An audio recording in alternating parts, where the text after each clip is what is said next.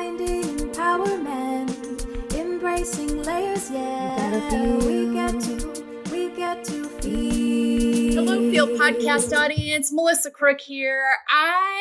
This is going to be fun today. And it's going to be authentic.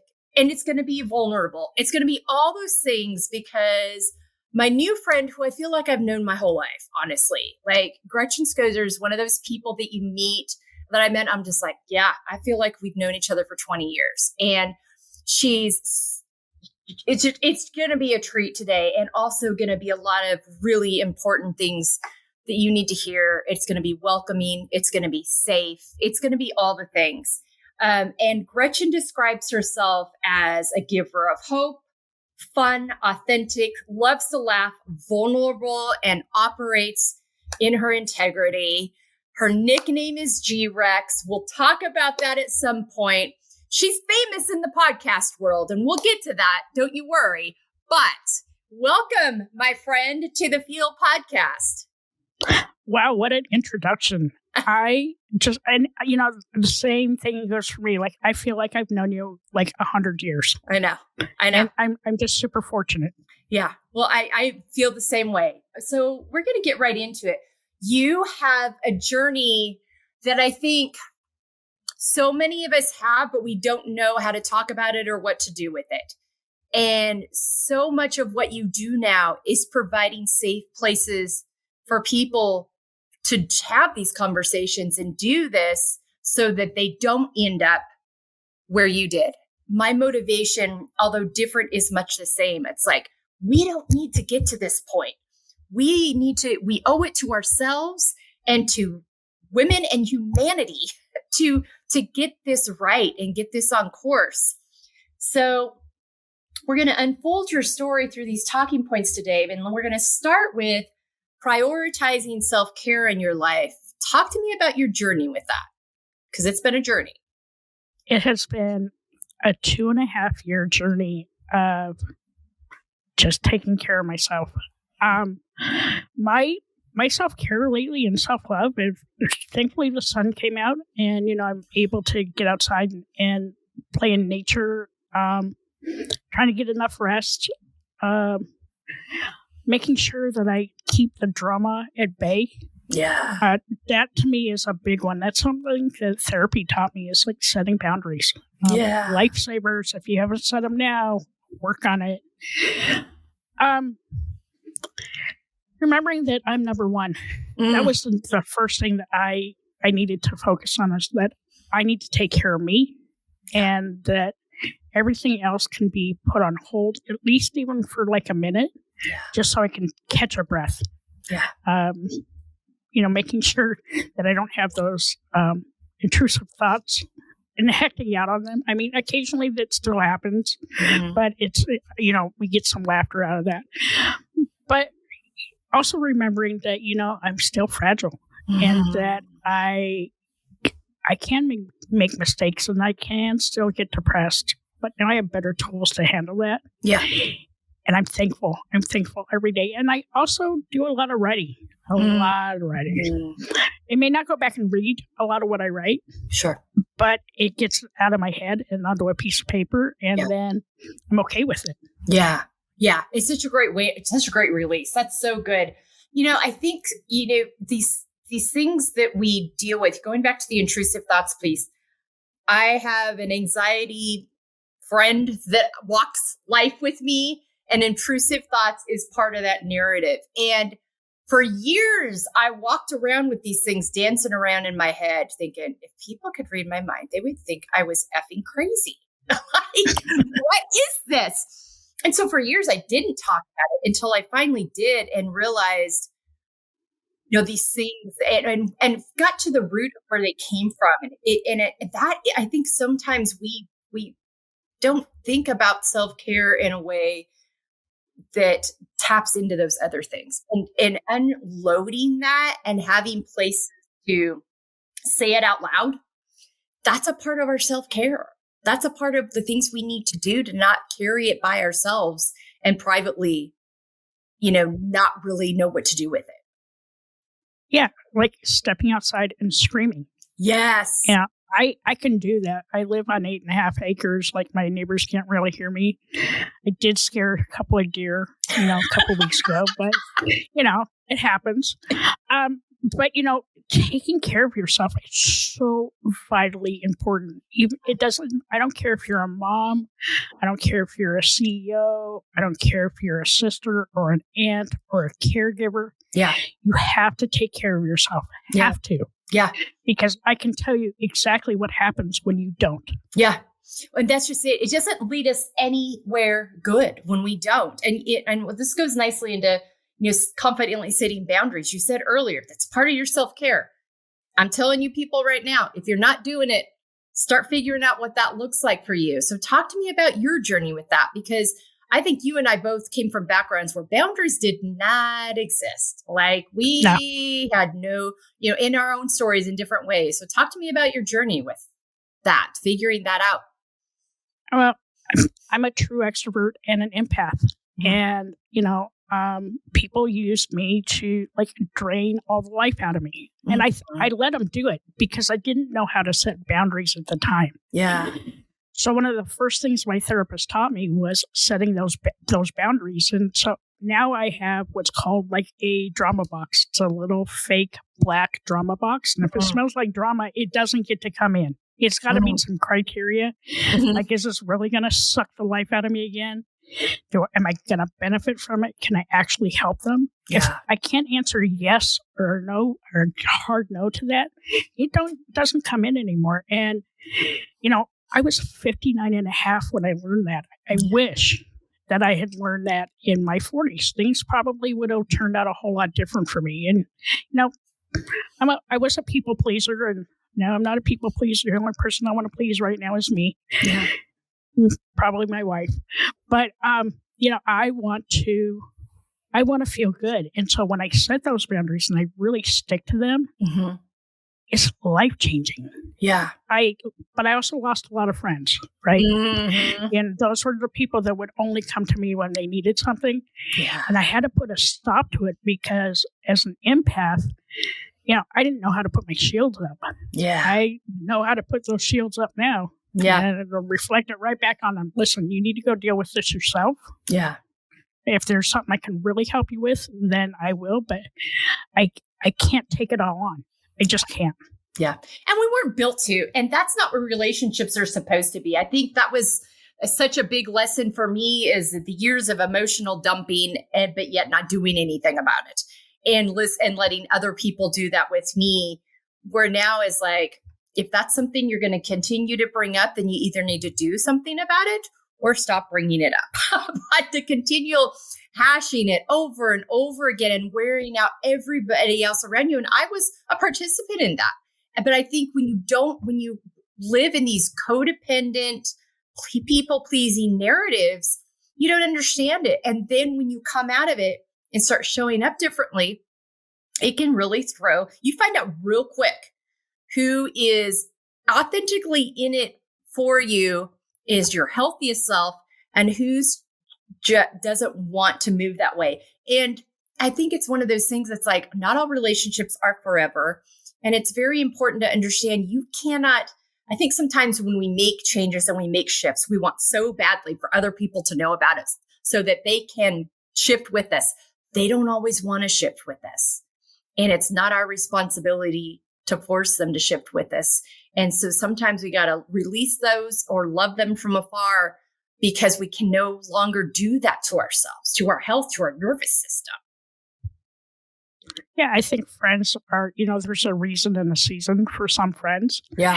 And, once the emotion suckers went away, I started feeling a lot better, but I also knew how to handle it better. And, and not being a jerk about it. It's hard.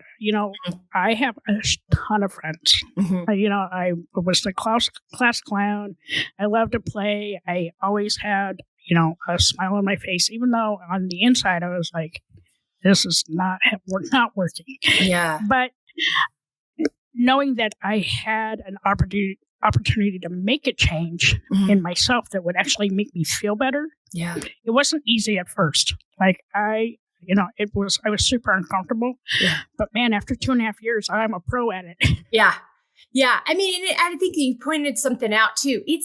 Setting the boundaries within yourself and knowing what they need to be are one thing. Then you got to communicate them. And sometimes you got to communicate them a couple times when people aren't used to you showing up that way before you start figuring out, you know what?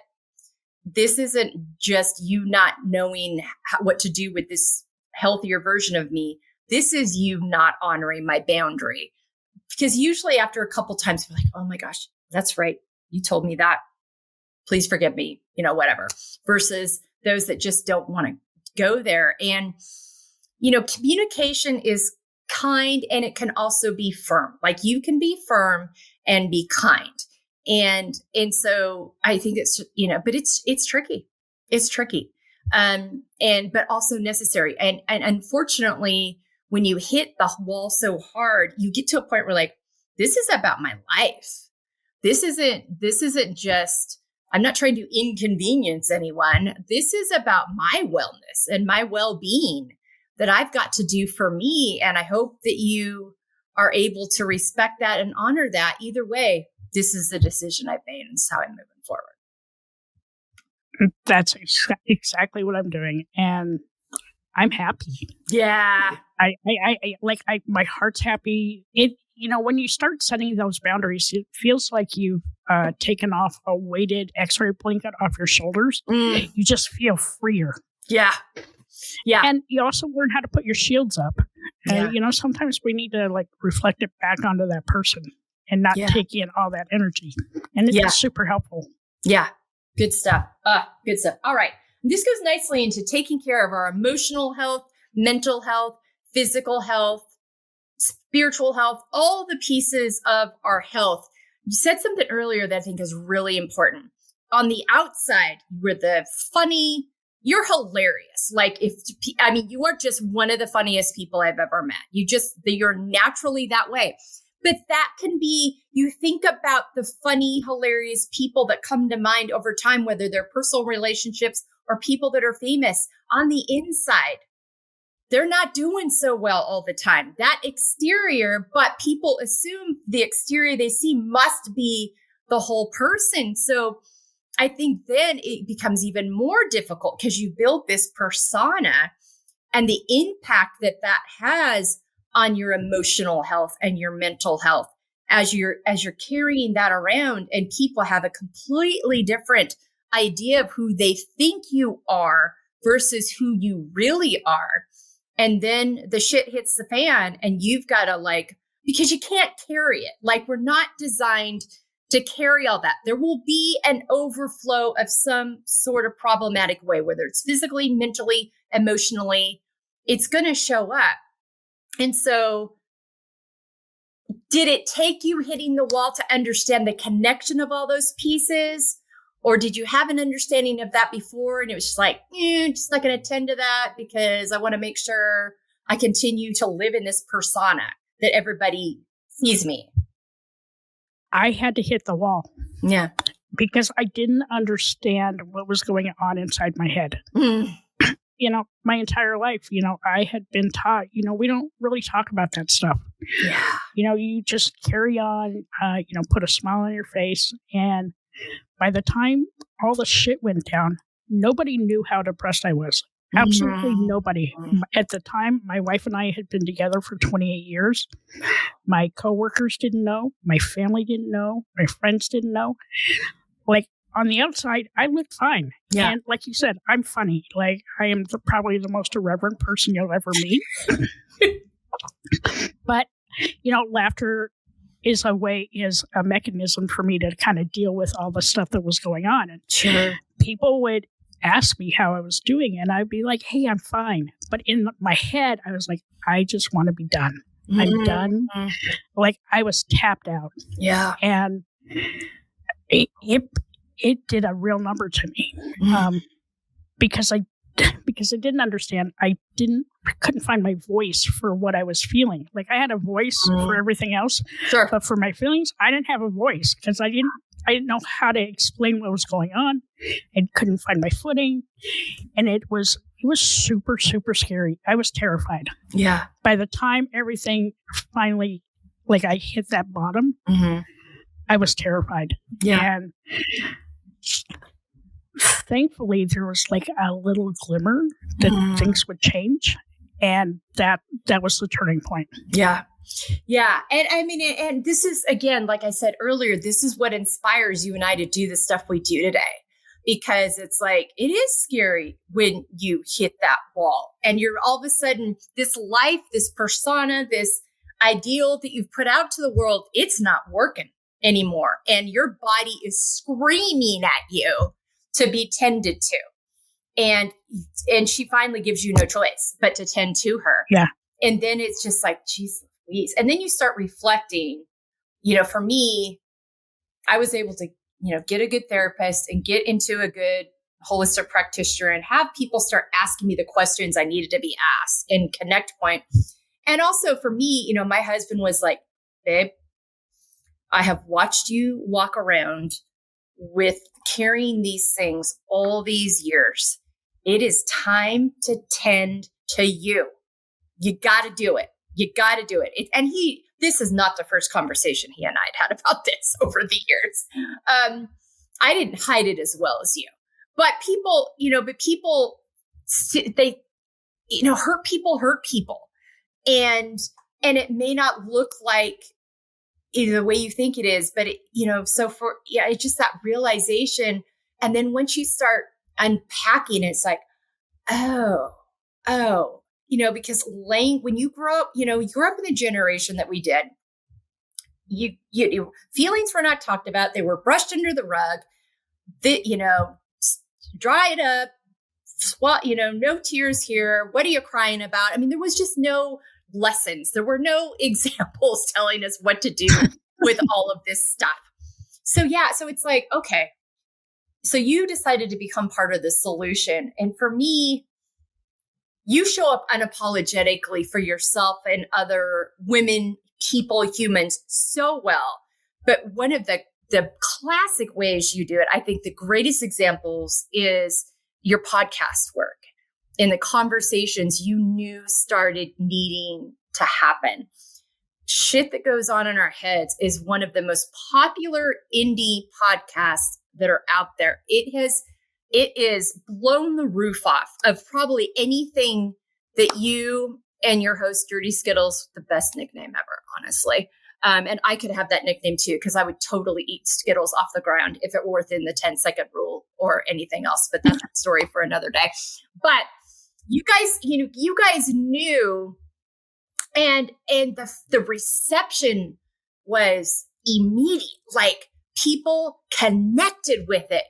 And so this ability for you to go on this journey and really learn who you were and what needed to be healed and unraveled to show up as your most authentic, healthiest self, that ability to show up unapologetically, you are so honest and authentic and vulnerable about your story while being hilarious. All those nuances are true. And I think that's a really important thing to point out too, is the nuance. Like when people think of people that are vulnerable, they don't necessarily connect with them that also being really hilarious. And so many times that is their character traits that go together. But we put these like expectations, but you're able to focus on all those things, all that energy. I'm doing a lot of talking here because I think this is so important, what you've done and the impact it has.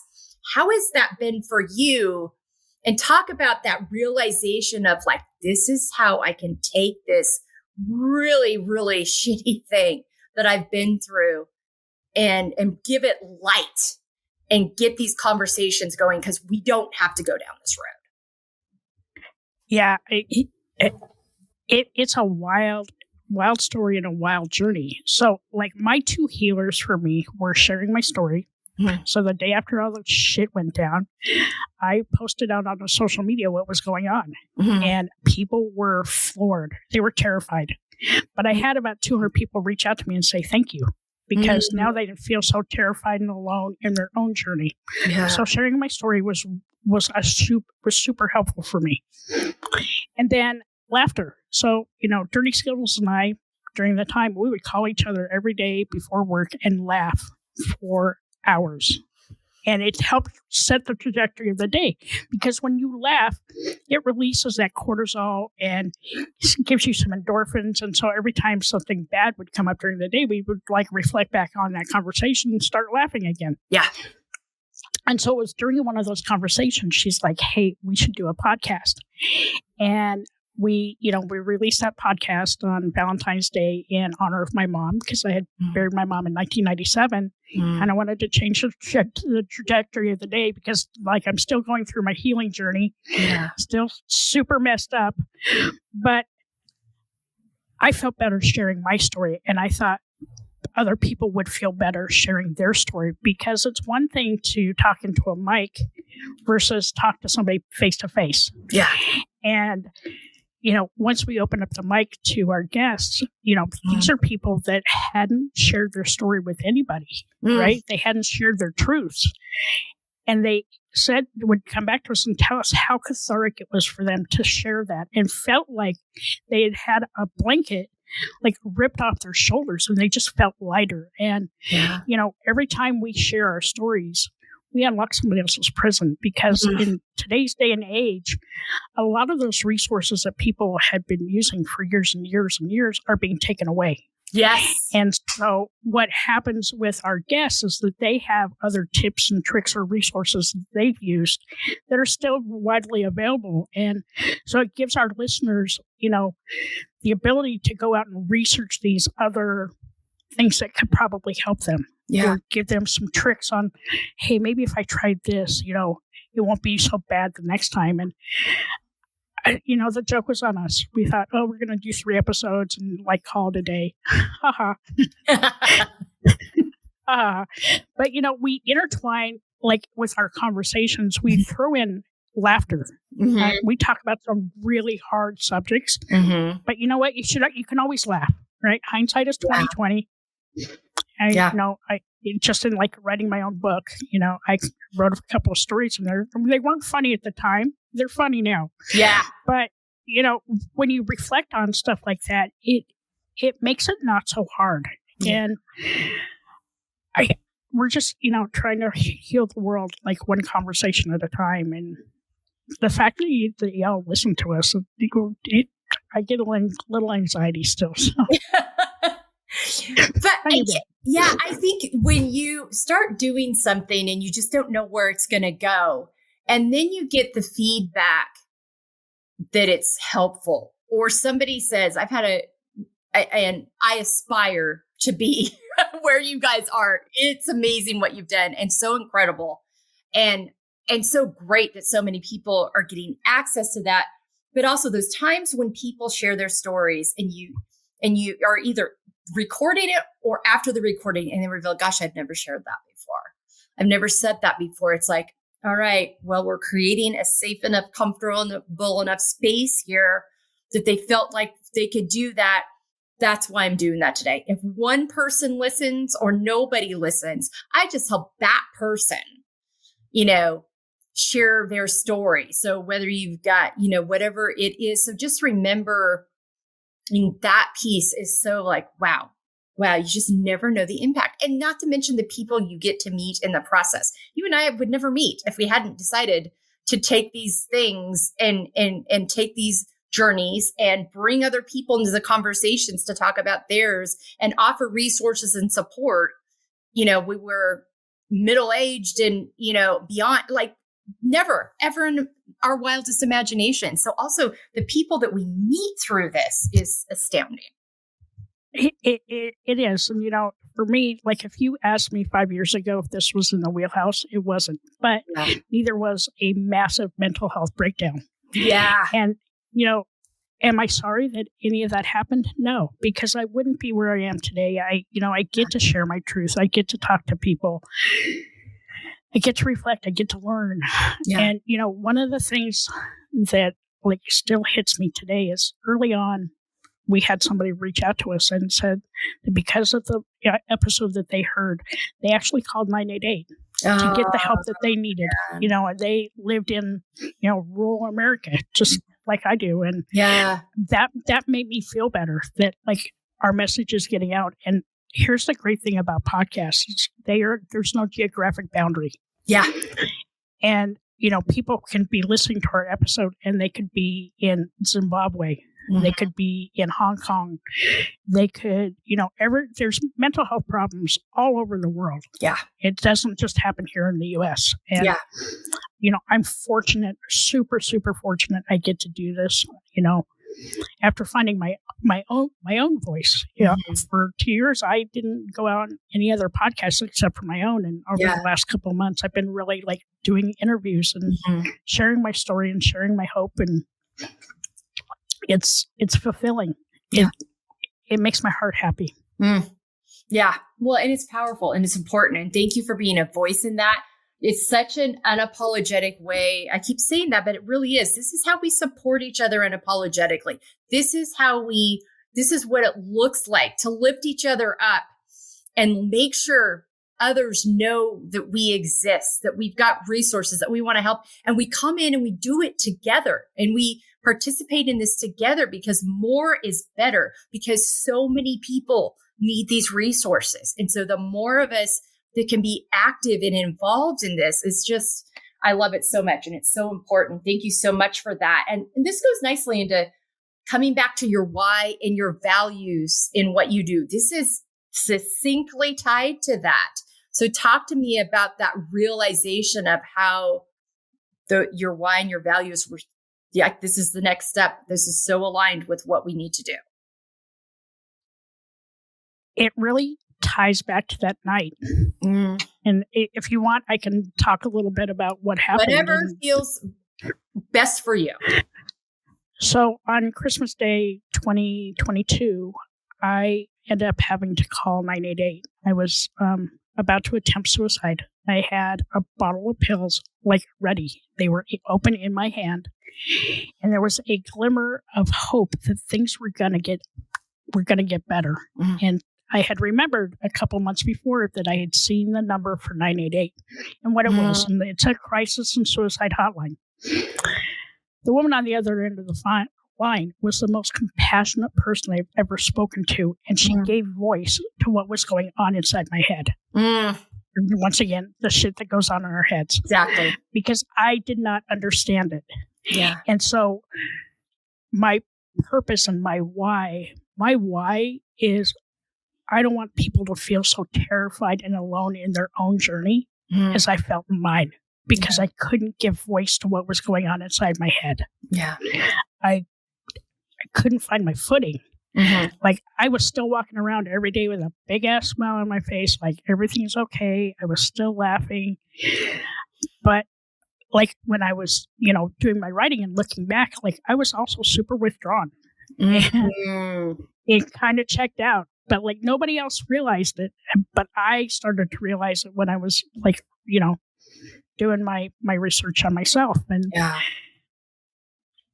my why is, let's fix the world. Let's destigmatize the way that we talk about mental health, because it's still such a taboo topic, and it shouldn't be. Because I'm going to tell you, 99.999% of us have some sort of messy head. Yeah. Right? And the more we hide it, the worse it is. And so, my call to action out there for anybody that's an extrovert, and if you're depressed, don't hide it, because it does more harm than it does good. You think that you're saving everybody else out there, but you're not. Yeah. All you're doing is you're hurting yourself. And I really hurt myself. Mm-hmm. And I hurt my relationships, right? Because they were all kind of mad that I couldn't open up. But, once you start talking about it and saying that you didn't know how to open up, then they understand. But if you're really struggling and you're an extrovert, find that one friend that can help you out. Mm-hmm. Call 988, because I'm telling you, it's not just for suicide ideation. It's for people in crisis. They field these calls all day long. And, that 988 number is available both in the U.S. and Canada. Mm. And if you listen internationally, there's a website you can go out to. It's called thehelphub.co. Mm. And it lists out all the crisis lines out there. Oh, wow. Okay. We're good. That'll be in our show notes, folks. That will be in our show notes. Okay. I've got that down. Yeah. I think, I'm so glad you shouted out 988, because they have access to resources right there in hand to help you. And I think it's something that we don't maybe talk about enough. It's kind of an underutilized resource that anybody has access to out there. So thank you for sharing that. And thank you for your authenticity. I always tell people, share whatever feels safe for you and whatever you feel called to. And I think I'm so glad you talked about the extrovert piece, because as extroverts, we are out there listening and fixing and doing and being and taking on all the emotions of the room, making sure everybody else around us is okay. And it's all of that. But then all of a sudden, things start piling up. And then if you add on to it, life just lives. Like there were a series of really tough things that were happening in your life that year. And they just kept piling on top of each other. So all of this taking care and minding everybody else and all of that got exponentially more difficult with all of this other stuff. And so I want to say to all of you out there, make sure, this is why I'm so passionate and I harp on the self-care is healthcare piece so much, because having that space for you to fill your cup, to say no, to make space for you is to protect you. And also it benefits everybody else around you as well. And people that love you and are for you, like we talked about earlier, are going to be glad you did it. And we can't assume. So many times we assume everyone else around us must see what we're doing. They must recognize how much we're putting out. And we're waiting sometimes for them to offer help or ask if that's something we really want to do or what. They're not going to do that. They're not mind readers. No matter what we think our body language is saying, and going back to that again, communication is kind to you and to the people around you. So don't be afraid to ask for help. It is not your responsibility to carry all the burdens and resolve all the issues in every room. It is, I think it's just, and it's hard though sometimes when you're wired the way you and I are as extroverts to operate that way. My oldest daughter said something to me so important when she was home on break when she was in college. I think it was her junior year. We were just having a conversation, sitting at the bar in the kitchen and having some coffee. And she was sharing something with me that she was trying to unravel and trying to figure out. And I go into I'm mom's ready, going into fix it mode. She's like, stop. I don't need you to fix this. I just need you to listen. And it was like, oh, so, taking that pause too, before you go in and rush in to save everybody, take that pause. And if you aren't sure, ask. And then ask, and depending on how they answer, empower them with resources instead of enabling them with you fixing it. Yeah, that brings up such a great topic too, is, if you're an extrovert and you reach out to your friends, it's not their responsibility to fix you, right? Yeah. A lot of times we just need you to listen. Okay. And that's like listen with your ears, not with your mouth. But give us that space. There's a great Simon Sinek YouTube video. It's called 8 Minutes. Give us 8 minutes, because in 8 minutes we can usually get off of our chest what we want to talk about. Be an active listener. Yeah. A lot of times we're not looking for your 2 cents. Okay. A lot of times we're just looking for somebody to listen to us. And if you don't have somebody in your life that could give you that 8 minutes, I'm telling you, call 988. Mm-hmm. That crisis line is there for a reason. Yeah. They save lives every single day. They saved my life. And I will tell you, I am thankful every single day to be alive. Yeah. Yeah. And so are the people you love. I mean, I think it's just such a really important reminder is I think so many times, and you said mental health doesn't have favorites. And I think sometimes we go through this life thinking, oh, I'll never get there. Oh, that won't be me. And then for years, for years, and it's still out there, but it's getting better with our conversations. For years, the conversation around people committing suicide was, oh, that was so selfish. How could they do that to their loved ones? And it's like, no, that's how desperate it got for them. That's how difficult. So we even taking the stigmas around the judgment and the way we talk about these things. So when people, it adds fear to people feeling like, I'm afraid to tell people I'm having suicide ideations. I'm afraid to talk about this openly. We've got to, because let me tell you, none of us come out of this life unscathed. And we're all going to have points where we're going to have things that we're going to have to deal with that are going to impact our mental health. So being resourced, but that listener piece is so important. Man, I mean, and I think the listener piece sometimes can be hard because when you get quiet, sometimes the voices in your own head start coming up and the noise in your own head starts coming up. And so you're uncomfortable with the quiet because you don't know what to do with the noise. So that, for me, at least, played a role too. And, the other thing that we need to think about too is if somebody did take their life by suicide, don't say committed suicide, because we, for those of us that have been there, they died by suicide. Mm-hmm. Committed is it's an act, it's a crime. It's not a crime. Listen, I had a really messy head and a lot of shit going on all at the same time. Yeah. And my little 4'11" body didn't know how to handle it.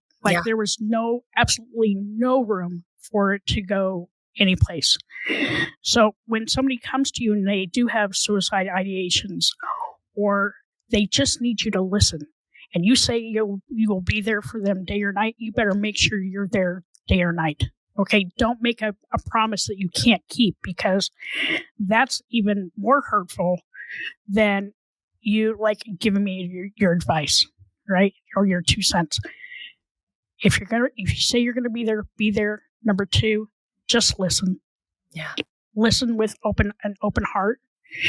And if you are afraid for somebody that is in your life, and you're afraid that they are going to attempt suicide, call 988 on their behalf.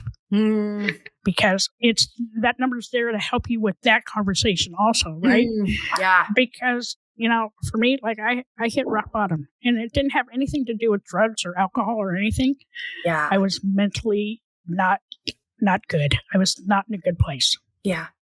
I'm glad you brought that up too, because I think here's another misunderstanding is people think that, so I'm going to use an example of a man we knew when our kids were growing up. His kids were similar to our age kids. Beautiful family, appeared on the outside to have everything going for them. He took his life by suicide. And thank you for that correction. I appreciate that. Language matters, and it's important that we put the right language around it. So thank you for that. And people were stunned, and they were like, he's got this beautiful marriage and these beautiful children. People's relationships don't have to be falling apart around them for this to happen. This wasn't that. So I think it's important to talk about that too.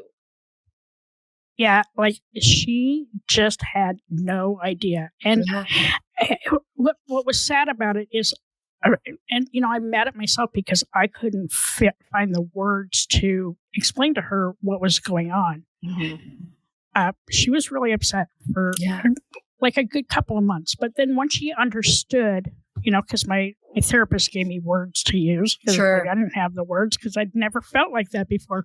But she gave me words that I could translate into why I wasn't able to talk about it, because I didn't understand it, and us as humans, when we don't understand crap, we just don't put words to it, right? I couldn't put a word to it, but she understood. And I had some friends that did the same thing. A lot of times we don't have the words for what's going on inside of us. We just feel weird. And compassion goes so it is the best thing. And, giving us some patience and grace. All right. Like I wasn't my normal self. I mean, it was still funny, but like not as funny if I think about it. And like I did things that weren't funny at the time. They're super hysterical now. But like with your loved ones, like if you can't share it with them, maybe just like as an extrovert, I'm just going to say this. Just say, hey, I'm not feeling good. Like I got some stuff going on. I don't know how to articulate what's going on.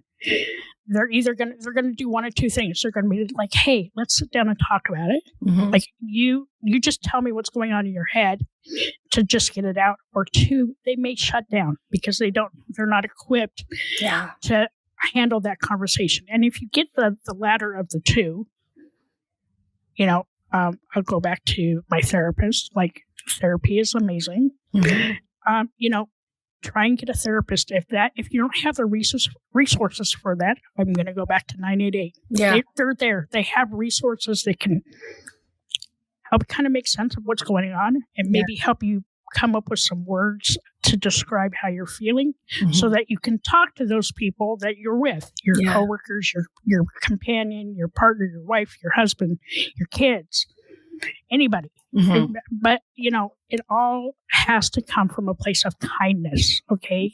Kindness. Do y'all know what kindness means? Let me tell you what kindness means.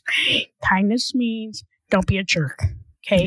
Because a lot of people have stuff going on in the inside, and sometimes it comes out in ways that we don't want it to come out. Yeah. But you have absolutely zero idea what's going on with somebody. And that might be that they, maybe somebody died. Maybe they have a medical condition. Maybe they're just having a bad day. Don't be judgy. Yeah. And just be kind. Yeah. And, as a society, I'm going to say like over the last couple of years, right? We forgot what kindness looks like. Yeah. We forgot what it looks like to not be so judgy. Be kind. Be kind to yourself. And like, if you're the one that's going through it, offer yourself patience and grace. I couldn't even offer myself patience and grace because I was so in my head the entire time. Yeah. That like I would show up for everybody else, but I was not showing up for me. Yeah. Yeah. And, negative, same thing goes for negative self-talk. Like, stop. Yeah. Hey, really? Like, we talk worse to ourselves than we would talk to, like, somebody we love. Yeah. Like, be kind to yourself. Yeah. And, you don't think it would go a long way, but it really does go a long way. Yeah. Yeah. One of the things when I first got into therapy, one of the things my therapist said, because she asked me, he's like, how's your self-talk? I'm like, I think it's all right. Like, and then she's like, okay, so this is what I want you to do this week. I want you to, whether it's on your phone, in your journal, wherever it is, I want you to write down track anytime you start talking in a way that's not supportive or empathetic or kind or gracious. And then I want you to, say that in a healthy way. And she's like, just pretend you're talking to one of your daughters and reframe it in a healthy way. And because I honestly believe that I'm pretty good with that. I was stunned. Like, I was like, oof. Like, and it's the little things, and it's subconsciously, we do it without even realizing it until we're asked to pay attention to it. It was the same for me when my husband and my therapist combined as a team, kind of, to get me to stop apologizing for every single thing that happened in the world.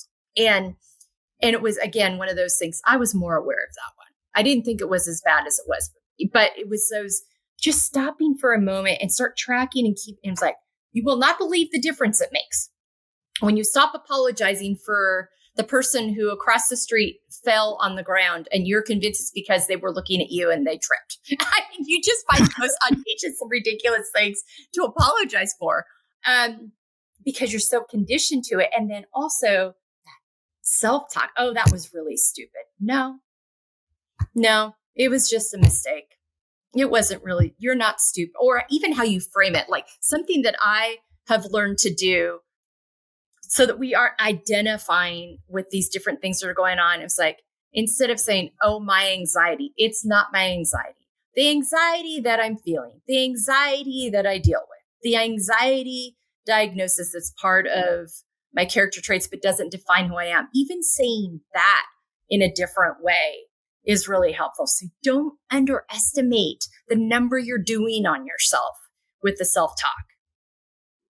Yeah, it's hard. We're so mean to ourselves. So mean. Like, we talk to ourselves like you would talk to somebody in text. Okay? Yeah. Like, it's stuff that you would never say to somebody face to face. Yeah. Like, just stop, because I'm telling you, it just makes you feel worse than you already did. Yeah. It does nothing to move the needle in a better, healthier direction for you. Not at all. Yeah, absolutely. All right. This is a journey that you've been on and you've really shifted, is living out of your own expectations versus others' expectations. Talk to me about that. I mean, that's really under all of this, what we've been talking about the whole time, with the shift that you've made over the last, 2.5, 3 years. So talk to me about what that has felt like for you. It's been liberating.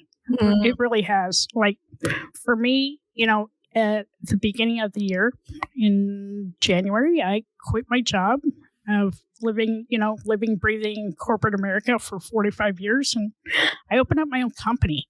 Mm-hmm. And for me, that means that I get to take, I took all that pain and turned it into purpose. Mm-hmm.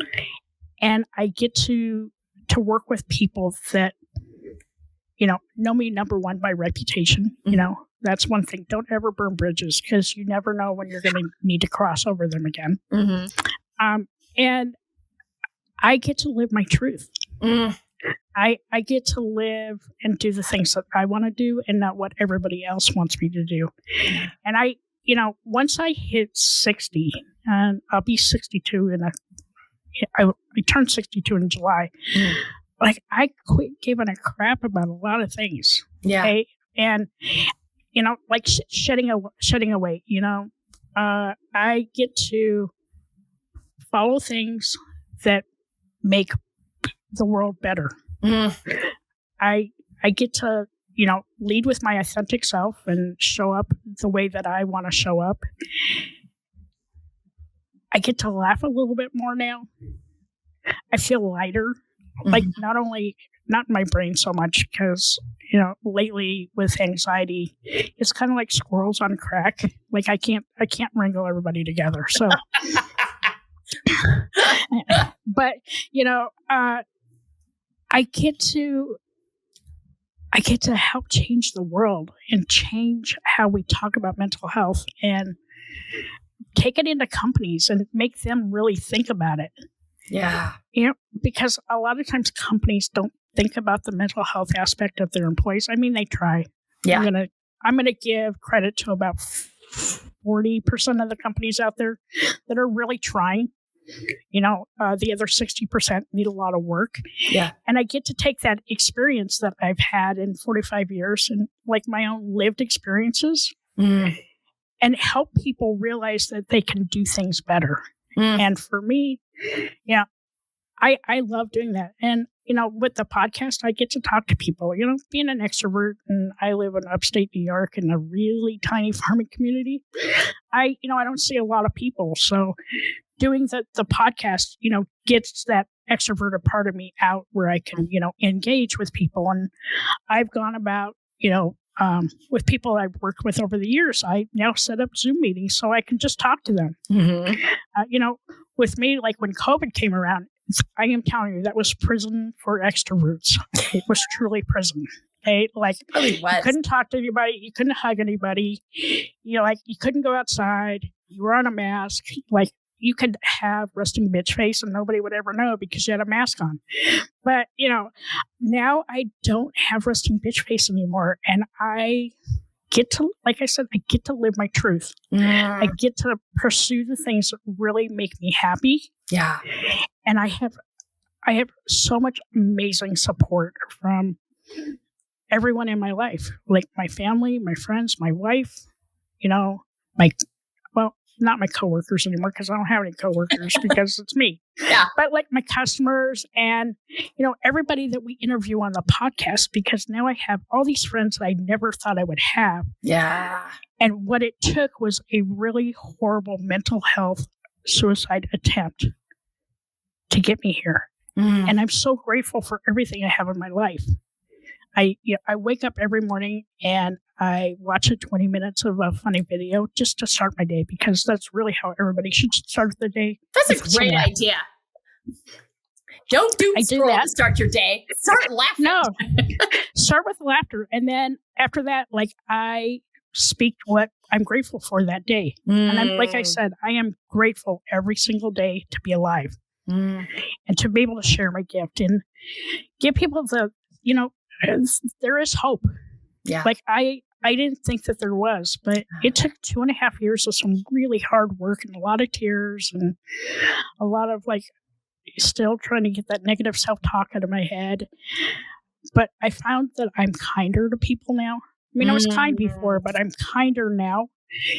And I have boundaries now, and I can say no to things. And I didn't think I had that before. Okay, and therapy wasn't easy. I literally had to speed date my therapist. It took speed dating to get to number 3, and I was like, okay, this works. Yeah.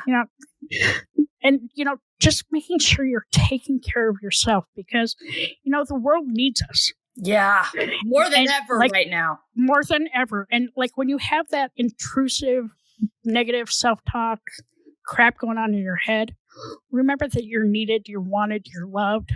And the world's a better place because you're here.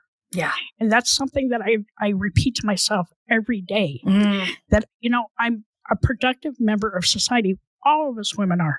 Yeah. And even men. We're all very productive members of society. Life just can kick you. And don't let it hold you down. Yeah. Claw your way back up. Find that thing that's going to make you want to get up every morning. And, with everything going on in the world, because the world totally is on fire, find that one thing a day that brings you joy. And it can be anything. It could be your kids laughing. It could be a butterfly. It could be deer in your yard. It could be the smell of your, for me, it's planting season, and smelling the roses, and find your joy, because even with pain, you can still have joy. You can still laugh. Yeah. I thank you for that. I think that joy piece, and it's so interesting, the time we're in, that joy piece keeps coming up in conversations with guests on that we've got to find it and allow ourselves to feel it and experience it, because it's when the world is on fire that we need more of that to feed our souls. And we tend to go the other way and feel guilty because the world's on fire. I don't have time to feel joy. No, you need that. You need those endorphins. You need that serotonin. And you need that lift. I mean, I will do a thing sometimes. I did it today, where I will turn on my favorite comedians on Netflix or Prime and watch them between episodes that I'm recording, because I love these conversations. And also there's an emotional tax that comes with these conversations. And so I'm sure you run into this. I know you run into the same thing. And so I will take the time to what can I do right now to completely, it'll be comedy. Sometimes it's just that stupid, trashy thing you've watched 5,000 times that is just pointless and senseless and doesn't require any of your, you don't have to process anything as you're watching it, because you can just sit and laugh. The other night we watched RV, Robin Williams. I laughed so hard, and nobody was doom scrolling. Yeah. Everybody was watching the movie. It was a good belly laugh. And sometimes that will help turn you around. Yeah. Laughter is so good for you. Yeah. Sharing what's going on within you and laughing are two of the best things you can do for yourself. Absolutely. It's a huge component of our health. So don't give up your joy. But do things for fun. You're like, what's fun? It doesn't have, I remember the first time my therapist did this a few years ago. She's like, what are you doing fun this weekend? And she goes, you are so, and you probably run into this problem too. I am so purpose driven that even in the fun or the joy, I'm looking for the purpose. Like, oh, that's good for my health. And my therapist, she was like, I don't give a damn if it's good for your health or not. I want you to do something fun. I want for no good reason other than it's fun. And it's like, it's tapping into that thing that you used to do as a kid without thinking about it, that you lose as an adult. Like we somehow, as adults, so many times lose that. And fun is every bit as important. And so, yeah, whatever it is, whether it's the ridiculous show or the funny conversation or, the memories that make you laugh. I mean, it's just, do something fun for no good reason other than it's fun. And, like for my own self-care, I'm taking Mondays off. I worked in corporate America for 45 years and, you'd have to request the day off. Now what I did is I just turned to myself and I'm like, hey, can we take Mondays off? And I'm like, sure, why not? Yeah. So, for me, that's my ultimate self-care. That is a day I do absolutely nothing. I don't do anything with the business. I don't do anything with my podcast. I do stuff for me. Yeah. And it's a great way to reconnect with my wife and the outdoors and, live my life. Yeah. Yeah. Because I think that's an important thing to remember too, is these things that we're passionate about, that we're called to, they're very much, they're what fires us up and gets us up in the morning, but there's a whole life to live. It's a portion and a part of us. It's not all of us. And so filling all those parts of us, that's living a life, and taking space and making room for all of it. Ah, so good. Thank you so much. All right. Accepting the layered aspects of ourselves, all the pieces and parts, the messy, the beautiful, the complex, the stuff we wish we didn't do, the job we wished we would have taken, all the shit. I mean, all the stuff. Talk to me about that journey. Cause this is, I know for me and I know for you, this has been a pivotal part of this journey of being able to embrace all those layers and you don't have to love them all, but that acknowledgement and that curiosity over judgment, which that's a great, my therapist in Ted Lasso gave that to me over the last couple of years. And that's a great thing to apply to life right now, period. Curiosity rather than judgment. And start with yourself on that. Yeah. I like my curiosity, now that I can do whatever I want to. I'm teaching myself a lot about AI. I'm, learning new tools. I'm learning, new ways to be creative. I let my inner child come out and play a whole lot more now than I ever did in any years. I laugh more. I still cry. Like the other day I had a good hard cry, but it was super cathartic and I think I should do it again. But, accepting me for who I am, the good, the bad, the ugly, like I'm human. Yeah. And I get to live this amazing life. And, for my wife and I, time's not on our side anymore. Yeah. So we didn't make a bucket list. We make every moment count list. Because, there's those, make every day count. And, people say it all the time, but man, you don't know what the hell is behind, what's behind the next curtain. Okay. Because life trips you up every time, and be grateful. Be so grateful for what you have. Yeah. Because there's just so much going on in this world. And I don't know, be nice to people. Can we just be nice? Yeah. Please be nice. Yeah. And it's hard. It's a hard life right now. So I'm grateful to be able to share my journey, give yourself, laugh at yourself. It's funny. Hindsight is 20/20. It is. It is. And it tends to get funnier the farther away you get from things too. Yeah. Like, shit happens. Okay. Yeah. We're not perfect, but also give the people that are around you, offer them the same compassion and grace that you should be offering yourself. Yeah. Because nobody's perfect. You know what? We're not going to get it right the first 8,700 times we do it. And by the time we get to 8,800th time, we're like, oh, I finally get it. Yeah. But, as a woman, I'm working hard every day to empower other women, to give them the tools that they need.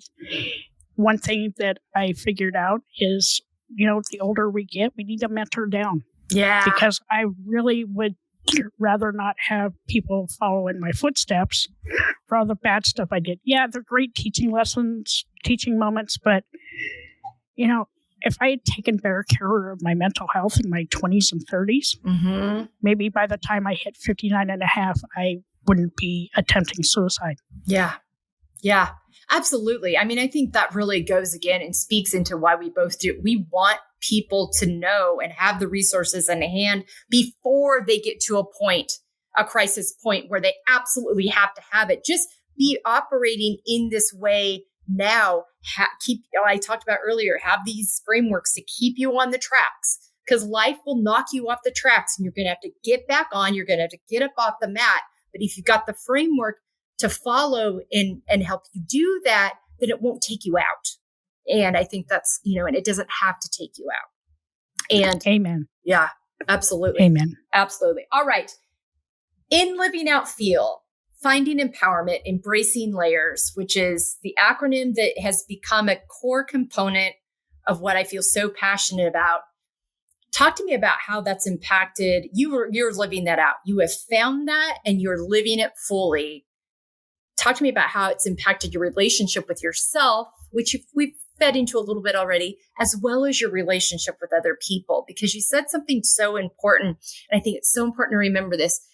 Once we start taking care of ourselves and treating ourselves with compassion, it really does automatically lead us, I think, to be more empathetic and curious and kind to others, because we realize there's a story behind that. I mean, even now, if I'm driving and someone cuts me off, I'm like, you know what? Maybe they just lost their job. Maybe their dog died. Maybe their kids are having a hard time and you just don't know. It's never, when those kinds of things happen, we get so furious and angry, and it's like, it's not about you, and so it's just stopping in a moment and being curious about that. But talk to me about that change, that switch for you when you started really pouring this into yourself. I felt lighter. I felt kinder. I felt more empathetic, and I've been empathetic my entire life, but I'm more empathetic now because I know what it's like to live that truth. And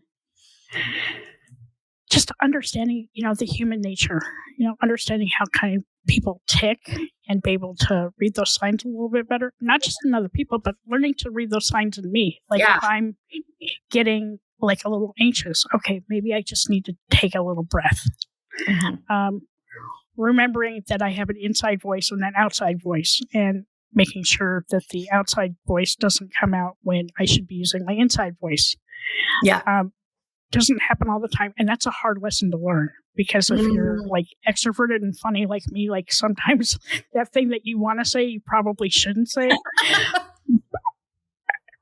It happens. But I've taken all those layers, and before they were so compressed, but now they're opening up. Yeah. And I feel like there's so much more for me to learn just about myself. And, I wasn't a huge podcast listener before my suicide attempt, but now I listen to a ton of podcasts, and, just reminding myself that like self-love and self-care are really important. And I don't care what people say that they're buzzwords, but shit, if you are not taking care of yourself, I will tell you exactly what happens. You're going to wake up Christmas morning and you're going to be like, I am done. Yeah. And you'll either make that decision of, I want to continue living, or you'll just full on do it.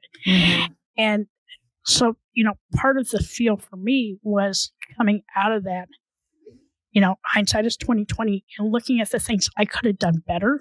Sure. And making sure that today I don't reflect so much back on the past, but what I did today to make myself continue to grow and continue to sort of reinvent myself. Yeah. Into like I had to rebrand myself. I rebranded myself as the 62-year-old solopreneur, just living my life. But I'm so much happier than I've ever been. And, my wife said something to me the other day that this is the happiest she's seen me in 20 years. Wow. Because I'm now living my truth. Yeah.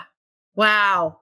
I think that's so powerful. And I also want to speak to that too, because it's never too late to make a shift, people. Yeah, I'm 55, Gretchen's 62. It would have been nice if we'd done it sooner. Sure. Also, don't let that stop you from doing it now. Like you might, you don't know what's ahead of you, but whatever life you have left, whether it's 10 days or 45 years, live it in the most authentic, healthy way you can and live out that purpose with meaning and staying present. You talked about that. I think that present in your relationships, in your moments. I had a panel conversation yesterday, and my friend Blanca Madrigal shared this quote that a friend of hers told her one time. And she was talking about it in reference to raising your kids, but it really applies across the board. It's like, don't be so focused on giving your loved ones a great life that you miss out on giving them a great day. And I was just like, oh, wow, that's so good. Because we get so focused on the long-term plan and down the road and this overall picture. What are you doing in the moment? If you're working so hard on that great life that you're not present and around in the moment, that's where life is lived. That's where the memories come from. It kind of goes back to like chasing the money, chasing the dream. Yeah. Maybe instead of chasing that, chase your happiness. Chase those things that, really like get you going. Yeah. That it goes back to like finding your joy, because, sometimes like chasing that dream and chasing the money don't come true. And then you just feel defeated. Yeah. Chase happiness. Yeah. Like make every day count. Laugh. Be grateful for what you have. Get help when you need it. Mm-hmm. And like here's the one thing. Like for me, don't be ashamed that you have to ask for help. Yeah. It is not a shameful act. And I learned the hard way. But at the same time, I didn't understand what was going on inside me. Mm-hmm. And now that I do understand, I take a lot of precaution to make sure that my heart is okay, especially now that I'm doing more podcast interviews. Yeah. And the fact that, we record 6 to 7 episodes one Saturday a month. And so those can be really difficult, long days for me. Yeah. And so I spread stuff out now just so I can bring some happiness and joy into my own life every single day. Yeah. And that was a game changer for me when I realized that it's okay to laugh every single day, mm-hmm. and that I'm not perfect and that I don't have to please everybody around me, and that I'm good enough. I am enough. I don't need to add anything to me. I am enough. I'm maybe a little too much for some people, but I am enough. Yeah. Oof, that's good. I love that. So good. You just listed off a ton of things there. There's about a 3-minute clip there that I'm like, this is it right here. If you get nothing else out of today, these are the things we want you to take away. So good. All right. We're down to the rapid fire. Talk to me about 5 things that nourish you. The sun, laughter, learning something new every day, or reading a good book, and being at peace with myself. Good. All right. 5 words on how you want to feel the next 6 months. Energized, less tired. Okay, that's 2 words. Accomplished. Mm. That's 3.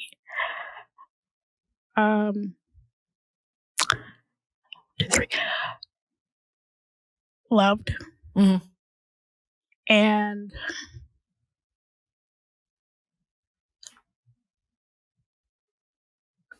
there's another one. It's gonna, okay, this is what happens when you get old. It's called a brain fart. I want to feel successful. Mm. Mm. Well, I'm confident you will. I'm here to tell you you are. But I think it's important that we name those things for ourselves because it helps us frame, okay, these are the things I've identified. How am I going to be an active participant within that? What am I going to factor into my day, into the things I do to nourish myself, things I do to fill my cup, things I say yes and no to. You know, I think that it's such an important component and thing to reflect on. I knew I'd love this conversation. I loved this conversation. You're welcome back anytime. I feel like, you know, I feel like I know this won't be our last conversation on this platform. And tell people this will all be on our resources page at embracinglayers.com, but tell people where they can find you, follow you, all the things.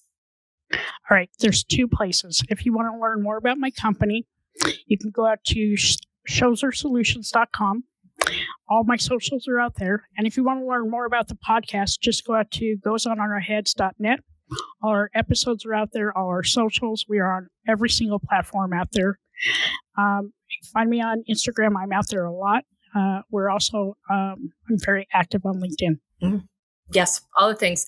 All right, my friend. Thank you so much. It was an honor. Thank you. Thank you. You bet. You bet. And thank you to our friends at Podmatch for bringing us together. I want to give them a shout out too.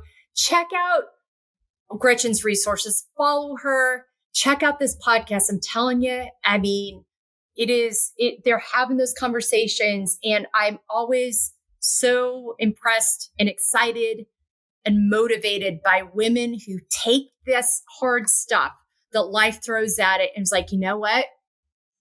I can be a resource for this now. I'm going to provide insight and safety and space because I don't want anybody to ever feel like I felt. I don't want anybody to ever get to that space. So we're going to open the door and we're going to welcome people in. And that's what you do. And so thank you for how you show up in the world. I appreciate you so deeply. Friends that are listening, there was a ton in here to take away. So go back, re-listen, check out what Gretchen's about in the world. Be kind to yourself. Be kind to other people.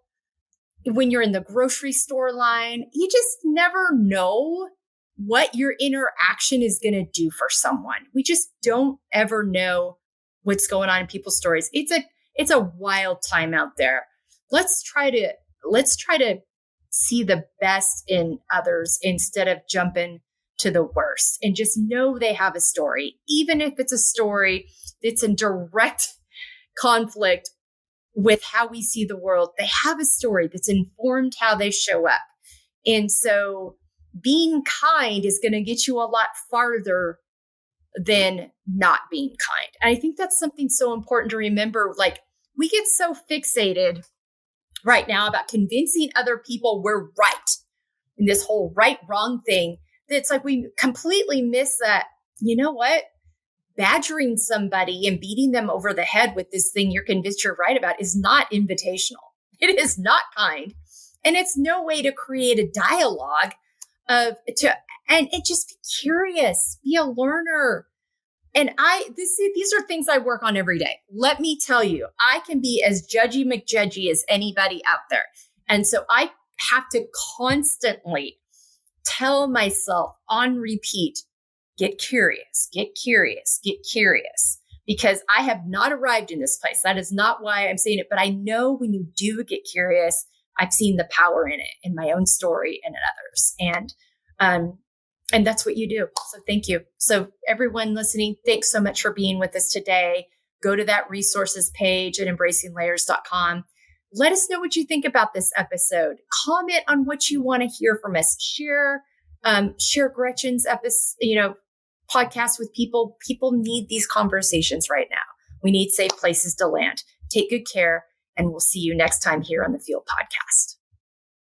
Hello, and thank you so much for being with us today on this episode of the F.E.E.L Podcast. If you would like more information on how you can apply these talking points that I share with our guests in each episode to your own life, really utilize this F.E.E.L framework, go to embracinglayers.com, fill out our contact form, and let's set up a free 30-minute consultation to talk about how you can start living your most authentic, organic, healthy, F.E.E.L-fueled life. Thanks again for being with us today. We'll be back to you soon with another episode here on the F.E.E.L Podcast.